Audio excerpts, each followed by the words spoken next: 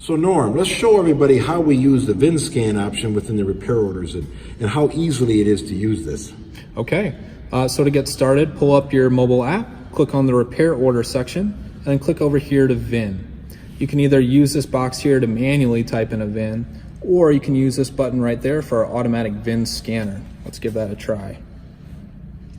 Pops up a page like this with a little rectangle.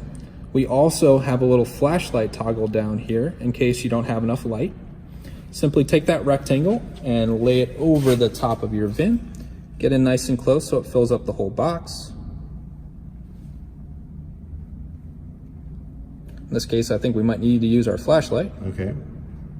Oh, there you go. That was nice to see that. Yeah, the flashlight was important. Okay. Now what happens? All right, so now it has found a VIN for that car. And there's our repair order. You click on it, and it matches to the existing repair order under that same VIN. Perfect.